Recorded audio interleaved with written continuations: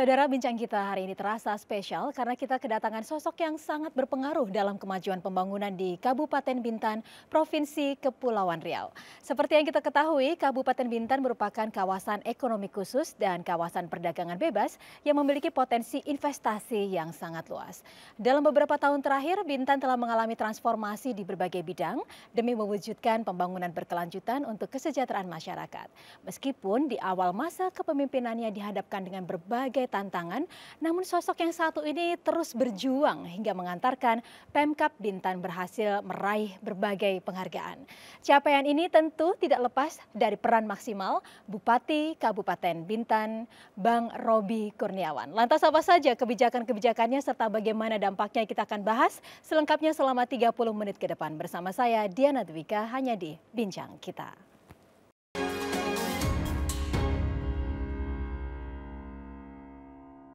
Baik, untuk membahasnya sudah hadir narasumber saya di studio Bupati Bintan, Bang Roby Kurniawan. Halo Bang, apa kabar? Halo, baik. Terima kasih Mbak Diana sudah diundang ini. Terima kasih juga sudah meluangkan waktu loh hadir di Kompas TV jauh-jauh dari Kabupaten Bintan. Baik, ini melihat sosok Bang Roby Kurniawan ini menarik sekali kalau saya baca begitu ya tentang profilnya. Banyak sekali prestasi-prestasinya bahkan sebelum menjabat sebagai bupati begitu. Boleh dong kita juga diperkenalkan secara singkat aja sosok seorang Roby Kurniawan itu seperti apa? Ya, sosok anak muda lah. Anak muda yang punya tekad besar, ya, yang lahir di Pulau Bintan, Provinsi Kepulauan Riau. Kemudian ya saya menyelesaikan pendidikan sebagai sarjana perencanaan wilayah kota di Universitas Trisakti Jakarta. Nah, jadi dari kecil itu memang saya sudah memiliki tekad suatu saat saya harus pulang ke kampung halaman untuk membangun Kabupaten Bintan yang saya cintai. Ya, jadi perjalanan selama ini ketika dimulai saya lulus kuliah, kemudian sempat coba membidangi beberapa usaha. Mbak Diana termasuk pernah ya buka usaha seafood, ya, sempat turun jadi tukang masaknya langsung. Oh ya? Nah, kemudian sampai pada 2020 itu saya kembali ke Bintan untuk ikut dan waktu itu terpilih sebagai wakil Bupati Bintan pertama. Kemudian ada satu dan lain hal, terus melanjutkan sebagai pelaksana tugas dan sampai hari ini alhamdulillah sebagai Bupati Bintan. Ya, tentu kami sangat menginginkan Bintan ini bisa terus baik dengan membentuk kolaborasi. Intinya ya sedikit pengalaman selama ini kita coba aplikasikanlah untuk memajukan Bintan.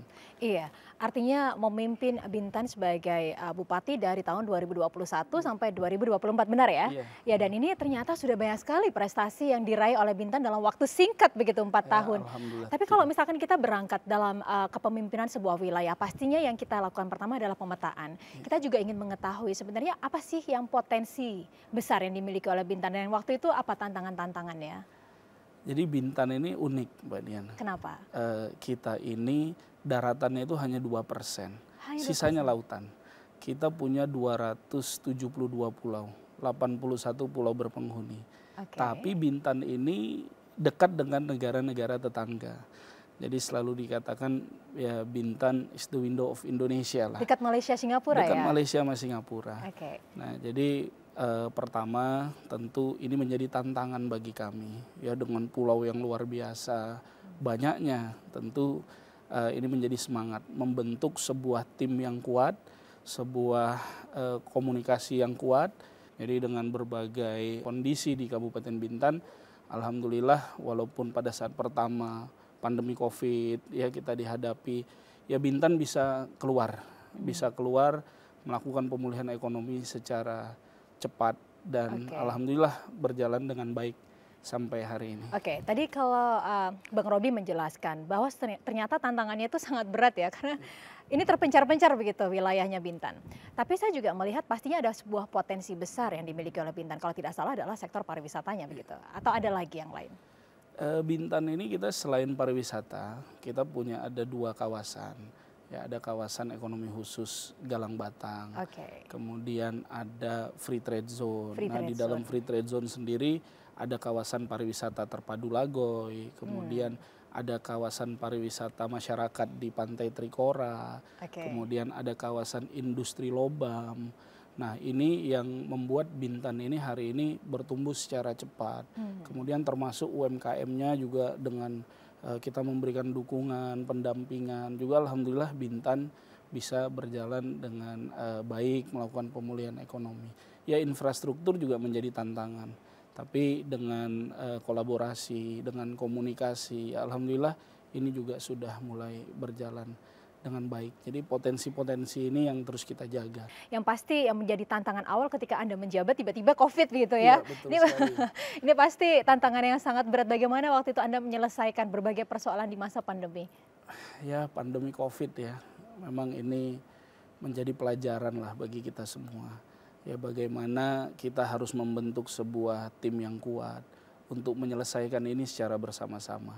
Jadi Mbak Diana, Bintan ini kan salah satu penyumbang terbesar PAD ini penghasilannya itu dari pariwisata. Nah, bayangkan ketika pandemi COVID itu wisatawan Indonesia itu ditutup dan itu sampai 0 kunjungan pariwisata ke Bintan. Nah, pada saat itu pertumbuhan ekonomi kita itu sampai menjadi minus 4, sekian persen. Nah, saya kumpulkan waktu itu dinas-dinas, kemudian seluruh instansi vertikal, Forkopimda, yuk kita sama-sama perkuat, kita kolaborasi untuk membangun Bintan ini lebih cepat melakukan pemulihan ekonomi. Nah, alhamdulillah dengan kerjasama yang baik, dengan tim yang kuat, nah kami bisa kembali dengan cepat. Hari ini kalau kita bicara pertumbuhan ekonomi, bahkan kita sudah positif 6, sekian persen. Nah, ini berkat kolaborasi, termasuk UMKM-nya juga kita berikan stimulan-stimulan dan segala macamnya semua juga kita berikan dukungan sehingga Bintan ini bisa sampai hari inilah alhamdulillah semua berjalan dengan on the track, berjalan dengan baik. Bahkan kita bisa dikatakan Bintan ini sebagai daerah yang ya daerah yang memberikan luar biasa untuk masyarakat, dimulai program-programnya dari lahir sampai meninggal dunia. Iya, menarik sekali ya, dari yang tadinya terkontraksi minus 4 bahkan ya, sekarang pertumbuhan ekonominya bahkan melebihi nasional. Kita akan kaji lebih dalam lagi kebijakannya seperti apa, dan saudara jangan kemana-mana karena bincang kita akan segera kembali sesaat lagi. Tetaplah bersama kami.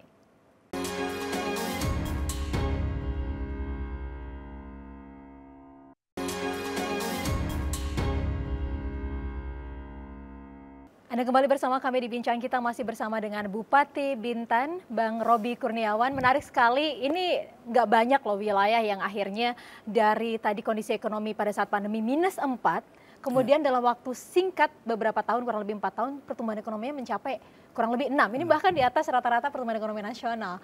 Apa yang Anda lakukan waktu itu?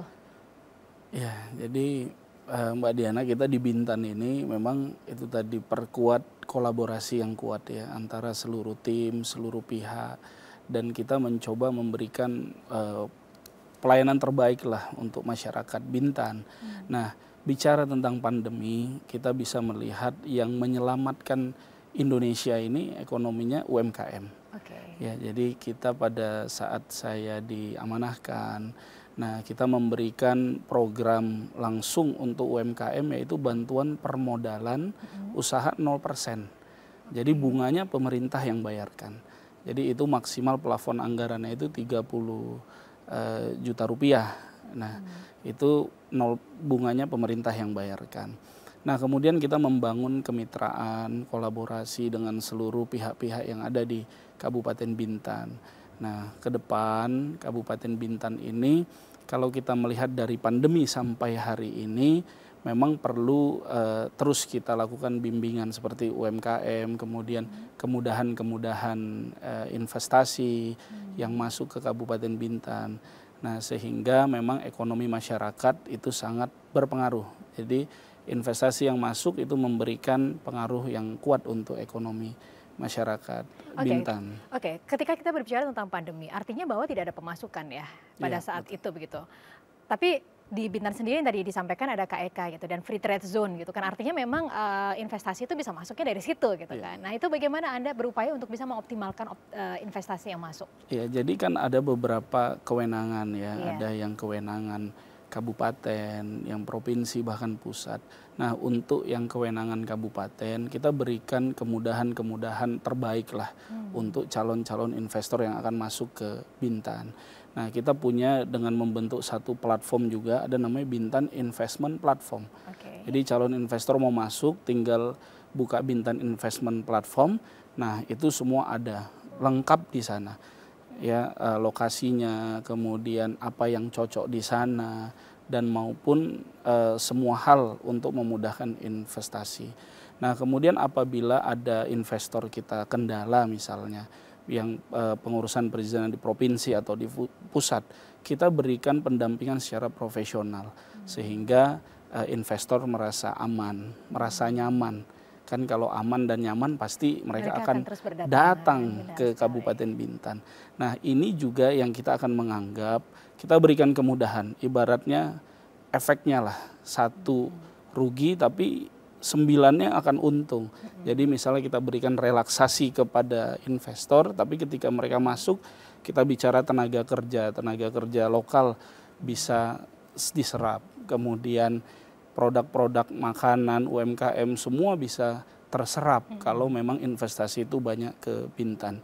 Nah, berbicara KEK, FTZ, tentu ini membawa keberuntungan bagi kami Kabupaten Bintan, dan saya yakin optimis dengan kebersamaan Bintan ini bisa terus baik dan melejit dan bahkan menjadi penopang untuk pertumbuhan ekonomi nasional. Iya, benar sekali.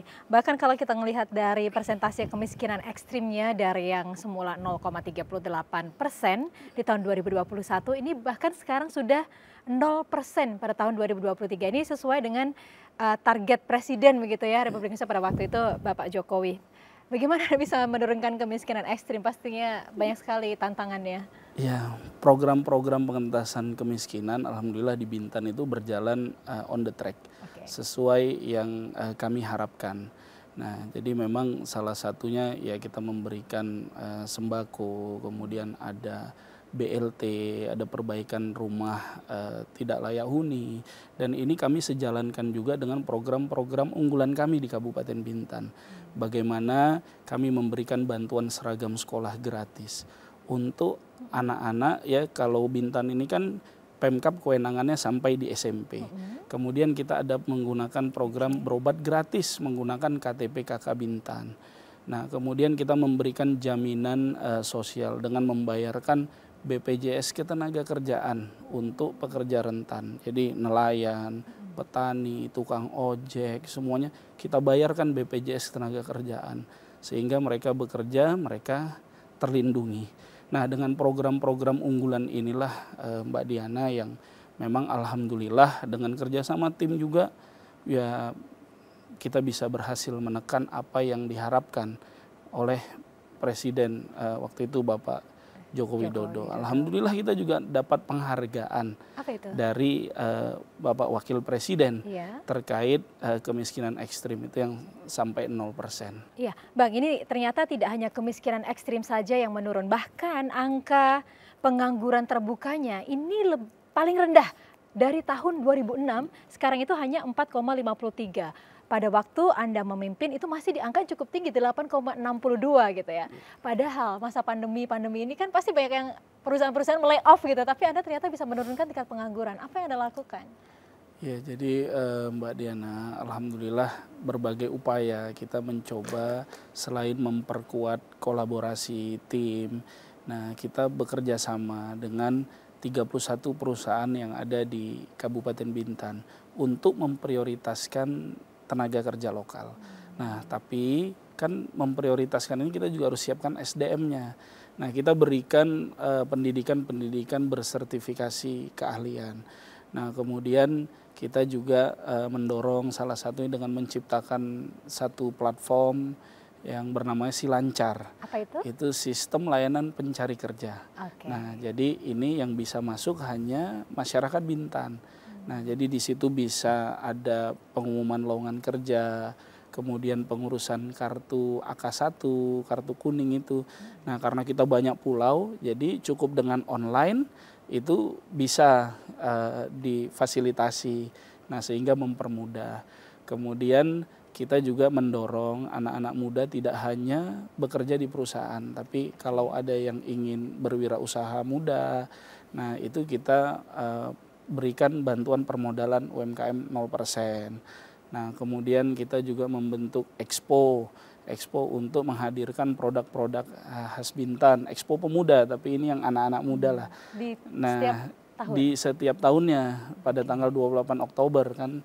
Memperingati Sumpah Pemuda. Bayangkan saya bahkan waktu itu ketemu satu produk oleh-oleh baru yang biasanya itu hanya direbus, ada gonggong itu kita makan. Nah, tapi ini diolah bersama roti dan ini menjadi produk oleh-oleh unggulan juga di Kabupaten Bintan. Nah, kemudian kita buat job fair juga secara terpusat, secara terpadu, dan alhamdulillah setiap buka ini 1.000 lowongan kerja kita buka dan kita dorong anak-anak kita.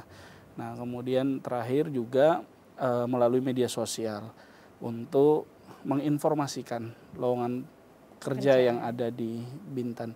Intinya kita berupaya memprioritaskanlah anak-anak Bintan.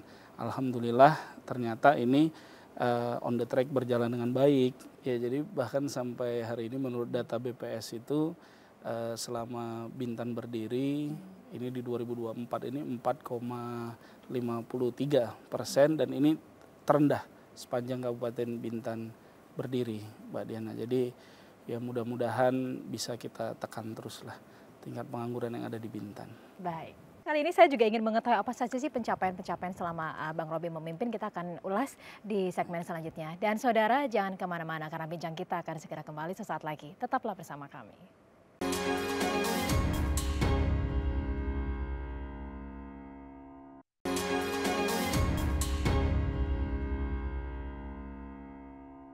Anda kembali bersama kami di Bincang Kita, masih membahas tentang kemajuan Kabupaten Bintan di bawah kepemimpinan Bang Robby Kurniawan. Masih bersama dengan Bupati Kabupaten Bintan di sini. Melanjutkan perbincangan kita. Tadi Anda menyampaikan bahwa daratannya di Bintan itu hanya 2% begitu ya. Pasti tantangannya betul. Saat ini semuanya serba digital. Nah, gimana Anda bisa menghadirkan digitalisasi untuk masyarakat di sana? Iya, jadi memang bicara digitalisasi tentu infrastrukturnya yang harus kita siapkan. Jadi memang ini menjadi tantangan yang perlu kami maksimalkan ke depannya, Mbak Diana.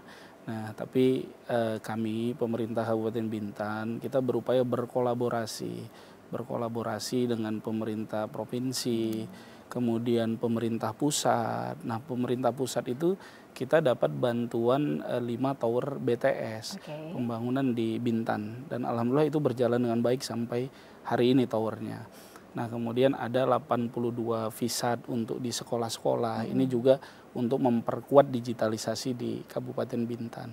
Nah, kami pemerintah Kabupaten Bintan kita perbanyak kolaborasi dengan layanan telekomunikasi juga untuk memperkuat Bintan. Waktu 2021 saya diamanahkan, kita masih ada beberapa blank spot. Tapi alhamdulillah hari ini itu sudah terminimalisir semua. Nah, memang tantangan ke depannya kami akan mencoba berupaya untuk menaikkan bandwidth-nya. Nah, sehingga nanti tidak ada kendala. Tapi masyarakat sih sangat mendukung sekali. Pastinya ini programnya disebut Bintan Merdeka Sinyal. Bintan Merdeka Sinyal. Iya, merdeka nggak perlu cari-cari susah sinyal di mana-mana ya. Betul. Luar biasa. Ya, karena memang digitalisasi itu akan mempermudah ya dalam berbagai aspek kehidupan, termasuk akan menumbuhkan perekonomian yang ada di sana begitu. Dan kalau kita berbicara masalah pendidikan, tadi juga sudah ada bantuan seragam gratis, bahkan buku-buku gratis begitu dari SD sampai SMP. Nah, ini masalah kesehatan juga, layanan kesehatan kalau saya melihat dari program Anda, itu sepertinya masyarakat Bintan ini dari ibu mengandung sampai manula semuanya itu dalam pengawasan dari pemerintah begitu ya. Seperti apa program-programnya? Jadi Mbak Diana, ini ada yang unik sebenarnya. Sebelum saya ceritakan program-program ini, ketika waktu itu kita masuk nominasi sebagai daerah 45 inovasi terbaik lah di Indonesia. Bahkan dibilang sampai tidak percaya, nggak mungkin ada kabupaten yang seperti ini seperti kabupaten charity katanya. Karena kita melindungi dimulai dari ketika ibu mengandung sampai meninggal dunia. Nah, kami berpikir masyarakat Bintan itu pemerintah ini harus hadir untuk melindungi masyarakatnya. Makanya kita berikan ketika pemeriksaan itu ada kunjungan door to door bidan. Nah, kemudian ketika lahir kita berikan akte lahir secara cepat gratis. Kemudian ketika memasuki usia sekolah kita berikan bantuan seragam sekolah gratis. Kita berikan perlengkapan sampai sepatu sekolah. Nah, kemudian ketika lulus ada beasiswa juga kita berikan apabila memang, dan itu harus mendaftar memang setiap tahunnya. Nah, kemudian ketika ingin wirausaha ada bantuan permodalan usaha 0%. Kalau lansia ada BLT lansia juga, kemudian BLT disabilitas itu akhir tahun ini juga kita sudah berikan. Kemudian sampai uang duka ada 2.500.000 memang untuk ahli waris. Nah, tapi di samping itu kita juga membayarkan BPJS Ketenagakerjaan. Kenapa kami menganggap perlu BPJS Ketenagakerjaan ini? Karena manfaatnya itu luar biasa untuk ahli waris. Nah, bayangkan ketika misalnya seorang nelayan ya kecelakaan di laut, karena kita tidak tahu apa yang akan terjadi. Kecelakaan di laut meninggal dunia, ahli waris itu mendapatkan 72 juta rupiah dari BPJS Ketenagakerjaan.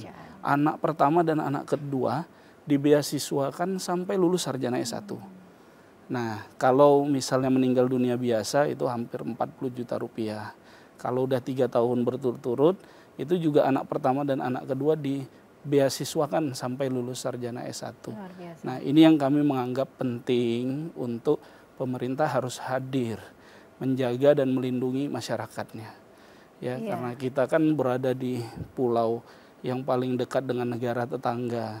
Jadi kita juga harus memberikan cerminan bahwa di Indonesia ini pemerintah sudah betul-betul hadir untuk masyarakatnya. Ya, luar biasa, dari mulai mengandung sampai meninggal dunia semuanya pemerintah Kabupaten Bintan ini hadir benar-benar untuk masyarakatnya, ya luar biasa sekali. Karena itulah ada kurang lebih dari 4 tahun Anda memimpin ini, kalau saya tidak salah sudah ada 60 penghargaan ya di tingkat provinsi bahkan di tingkat nasional. Boleh diceritakan apa saja ini? Ada beberapa penghargaan, tapi ini sebenarnya memang berkat kolaborasi tim yang luar biasa ini. Saya ini tugasnya hanya ya ke tempat yang memberi apresiasi, mengambilkan seperti itu. Tapi alhamdulillah. Tapi nakodanya adalah Anda begitu. Kami ini Mbak Diana sudah mendapatkan 4 tahun berturut-turut penghargaan daerah perbatasan terinovatif. Itu dari Kementerian Dalam Negeri, Inovasi Government Award. Kemudian 45 top inovasi kabupaten se-Indonesia dari Kemenpan RB. Kemudian kita ada penghargaan dari Wapres, Bapak Wakil Presiden juga terkait kita mendapat insentif fiskal. Nah, akibat penurunan stunting, kemudian penghapusan kemiskinan ekstrim, dan penghargaan-penghargaan lainnya termasuk pada saat pandemi juga termasuk yang tercepat melakukan vaksinasi pada saat pandemi COVID. Iya, ini pastinya dari semua pencapaian saat ini akan menjadi tantangan loh ke depannya, akan menjadi challenge. Akan seperti apa Bintan ke depannya dengan seluruh pencapaian-pencapaian yang ada saat ini. Lantas apa yang menjadi harapan Anda nih untuk Bintan ke depannya?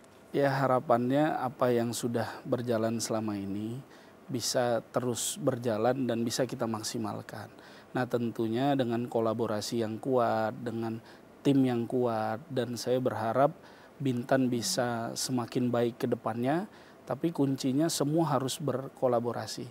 Yakinlah Bintan ini bisa menjadi salah satu kabupaten kebanggaan Indonesia dan bisa menjadi penopang juga pertumbuhan ekonomi Indonesia dan masyarakat bisa semakin sejahtera. Intinya saya berharap ke depan masyarakat Bintan bisa merasa dengan aman, nyaman ketika beraktivitas, semua tenang aja. Semua pemerintah yang akan memberikan pelayanan dan perlindungan terbaik untuk masyarakatnya. Tapi seperti apa mimpi Anda untuk Bintan 5 tahun ke depan? Bintan menjadi kota yang berketahanan, Mbak Diana. Karena kalau kita mengaca pandemi COVID ya, Kita harus menjadi kabupaten yang bisa berdiri sendiri. Oke. Nah, makanya juga di Bintan ini sebenarnya kita sudah mendukung masing-masing desa itu ada produknya masing-masing. Penguatan infrastruktur juga perlu kita maksimalkan ke depannya. Dan tentunya penguatan meningkatkan ekonomi masyarakat juga harus kita prioritaskan. Jadi kita akan menyiapkan wadah-wadah untuk mendukung masyarakat bisa mudah-mudahan lebih sejahtera lagi. Iya, artinya untuk tahap membangun Bintan menjadi smart city ini sepertinya memang sudah tercapai. Selanjutnya adalah Bintan menjadi resilient city begitu Resilient ya, yang city. tangguh terhadap berbagai situasi global yang saat ini sudah semakin tidak menentu begitu Betul ya. sekali. Baik, semoga Bintan terus bertumbuh. Amin, Ya, terima kasih. dan semoga memang ini ada kolaborasi yang baik. Pastinya tidak bisa pemerintah berjalan sendiri, tapi pasti membutuhkan dukungan dari semua sektor, termasuk pastinya adalah masyarakat di sini. Betul. Terima kasih banyak Bupati Kabupaten Bintan, Bang Roby Kurniawan sudah hadir di Kompas TV. Dan saudara, demikian bincang kita pada kesempatan kali ini. Semoga perbincangan ini membawa manfaat untuk Anda. Saya Diana Dwika undur diri. Terima kasih. Sampai jumpa.